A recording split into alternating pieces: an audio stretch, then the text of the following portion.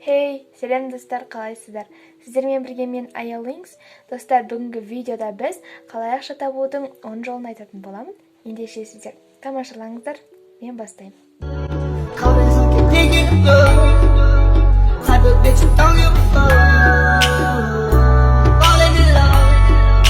Бірінші кеңесіміз, менің сіздерге айтатын кеңесім, яғни сіздер ақшаны не үшін жинап жатырсыздар. Яғни сіздерге мен айтатыным, ақшаны қанша жастан бастап жинау керек жайында сөйлесейік. Ақшаны сіздер минимум 15 жастан бастап жинағандарыңыз дұрыс болады, себебі ақша жинау деген ол бір өте оңай шаруа емес.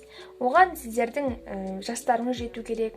Сол кезде сіздер уже 15 жастан бастап ақша жинауды бастаңыздар. Және де бұл ақшаны не үшін жинауларыңызға, және де бұл ақша сіздерге не үшін керек, соны біліп алыңыздар.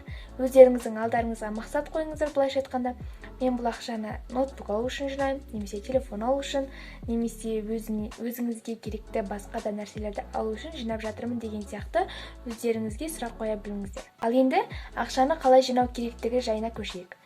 Ақшаны сіздер әртүрлі сайттардан жинай аласыздар. Яғни, мысалға қазір жастар жылында мен өзім қатысып жатырмын. Кітап оқу сайты болып жатыр. Егер сіздер білсеңіздер, сол сайтта болсаңыздар, онда сондай сайттарға қатысып жатсаңыздар, не только кітап оқу, әртүрлі сайттар бар. Мысалға сурет салу сайттары, әртүрлі сондай жарыстар болады, кітап оқу жарысы. Мен сол кітап оқу жарысына қатысып жатырмын қазіргі таңда.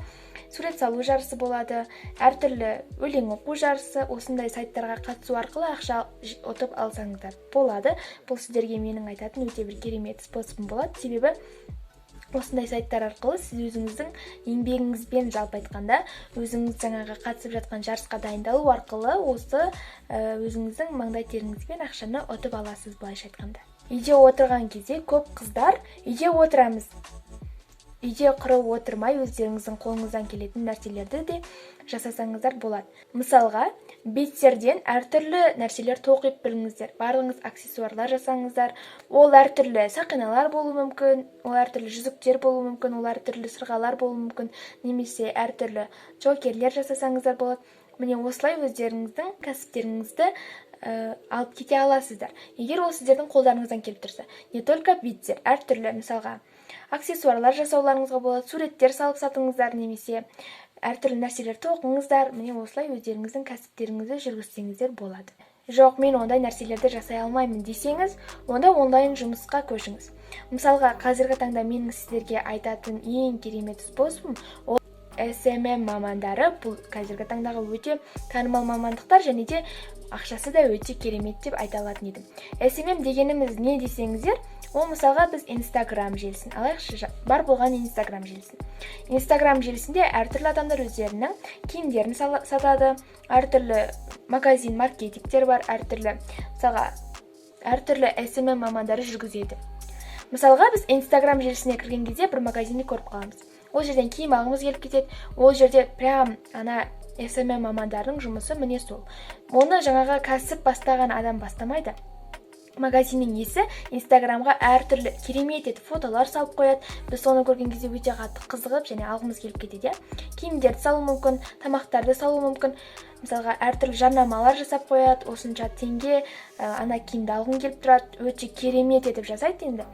Осының бәрін жасайтын ол SMM мамандар. Әлгі фотоға редактировать етіп, оның бәрін видеосын жасап, оның қалай не істейтінін бәрін салып, Инстаграмның кәсібін жүргізетін ол SMM мамандар. Егер сіздің жұмысыңыз өте жақсы болса, онда сізге де ауқымды көлемде ақша төленеді әрине. Біз жаңа басында сайт деп кеттік. Осы сайтты жасайтын да арнайы маман болады. Осы сайтты жасаушы мамандар да жаңағы біз ссылканы басып кірген кезде біз ұзыннан бір үлкен сайтқа түсеміз. Ол сайттың ішінде әртүрлі сабақ жайында болуы мүмкін, немесе әртүрлі конкурстар жайында болуы мүмкін. Осы сайттарды да жасайтын арнайы маман бар. Бұл сайтты жасау бір оңай шаруа деп айта алмаймын, бірақ егер сіздер интернеттен іздесеңіздер, ол сайтты әрине үйреніп аласыздар, және сол сайтты жасап үйреніп, сол сайт арқылы да ақша табуға болады. Сізде, яғни тамақ жасауға арналған өзіңіздің қабілетіңіз бар. Әртүрлі тәттілер, немесе бенто торттар, әртүрлі тәттілер жасап, әртүрлі тамақтар жасап, қазіргі таңда торттарға да сұраныс көп, сондай тәттілерді жасап сатсаңыздар болады. Бұл да өте үлкен бір способ. Сіздер өздеріңіздің қолдарыңыздан ол әрі дәмді болса, онда сіздердің клиенттеріңіз өте көп мөлшерде болады, сөйтіп сіздерге де өте табыс келеді. Бұл өзіңіздің үй жағдайыңыздағы бизнесіңізге айналатын болады. Қазіргі таңда менің бір құрбым бар.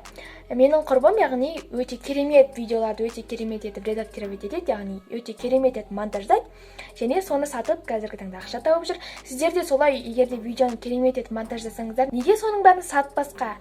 Яғни сізге клиент айтады, маған осындай видео керек, сіз соны жасап бересіздер және сізге ақшасын береді. Бұл өте керемет способ, сондықтан үйде отырып, осылай өзіңіздің қастарыңыздағы адамдарға, немесе онлайнда осылай реклама жасасаңыздар болады өздеріңізге. Мен осылай видео жасаймын, маған жазыңыздар, және онлайн арқылы оған жібересіз, ол сізге Каспи арқылы жібереді деген сияқты.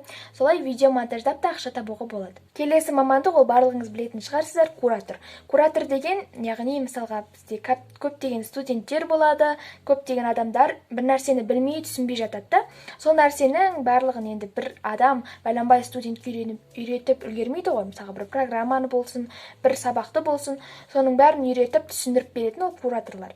Кураторлар сіздерге барлығын түсіндіріп, жақсылап береді. Сіз сол мамандықты алып кетсеңіз де болады, сол мамандық арқылы сіз адамдарға просто түсіндіру арқылы ақша таба аласыз. Егер де сіздер жоқ, маған ондай жұмыс керек емес, типа үйде отырғым келмейді, офлайн жұмыс істегім келеді десе, онда сіздер официант болуға мен сіздерге өте үлкен бір официант болуға кеңес беретін едім. Себебі официант болсаңыз, официантка болсаңыз өте керемет, себебі сіздер жаңағыдай официант болып адамдардың тамағын тасу арқылы оны барлық біледі ғой жалпы. Осы нәрсе арқылы сіздер қазірден бастап айналыссаңыздар болады. Менің құрбыларым көбі солмен айналысып өздеріне ақша тауып жүр. Өте керемет, менің ойымша жазда әрине каникулда істеп тастасаңыздар да болады. Өте керемет официант болып, тамақ тасып, солай өздеріңіздің ақшаларыңызды тауып жүретін боласыздар. Неге өзіңізге көңіл бөлмеске, неге өзіңіз арқылы ақша таппасқа? Яғни менің сізге айтатын кеңесім ол блогинг. Блогинг дегеніміз, яғни сен өзің жайында барлығын түсіресің. Сен, например, YouTube'да блогер болып кетуіңе болады, TikTok'та блогер болуыңа болады, шағын блогтар салып, немесе Instagram'да блог жүргізіп, өзіңнің подписчигіңді тауып, өзіңнің енді мен бұдан керемет ақша тауып кетесіз деген деп айта алмаймын, бірақ YouTube арқылы ақша табуға болады әрине. Бірақ Instagram'да сіздің подписчиктеріңіз жиналып, сіздің блогтарыңыз оларға ұнап, историяларыңыз ұнап жатса, онда сіз подписчик жинайсыз, сол арқылы сізде кәдімгідей подписчик болады. Солай сіз реклама арқылы ақша тапсаңыз болады. Өзіңіз керемет блогтарыңызды салыңыз, бұл сіздерге ұнайды деген ойдамын. Блогинг жүргізіңіздер. Ал егерде бұл способ ұнамаса, онда менің алдындағы айтқан кеңестерімді қарастырып көріңіздер, осылай ақша тауып көріңіздер. Сонымен достар, менің бүгінгі видеом аяқталды. Бұл видео менің ойымша сіздерге пайдалы әрі қызықты болды деген ойдамын. Сіздер бұл видеодан пайдалы кеңестерді таба білсеңіздер, бұл видеодағы менің айтқан кеңестерім сіздерге ұнап жатса, онда осы способтарды қолданып көріңіздер. Осылай жұмыс істеп көріңіздер, осылай ақша тауып көріңіздер. Бұл сіздерге көмегін тигізеді деген ойдамын. Өзіңіздің бар қабілетіңізді шектемеңіздер. Жақсы достар, сонымен бұл видеоны ұнаса маған лайк басып, менің арнама тіркеліп, колокольчикті де басуды ұмытпаңыздар. Және сіздерге пайдасын тигізсе, комментарийға да өздеріңіздің ойларыңызды жаза кетіңіздер. Маған мына сенің айтқан кеңесің көмегін тигізді, яғни маған ұнады деген сияқты. Осылай комментарийға өздеріңіздің ойларыңызды жазыңыздар. Жақсы достар, келесі видеоларда кездескенше сау болыңыздар.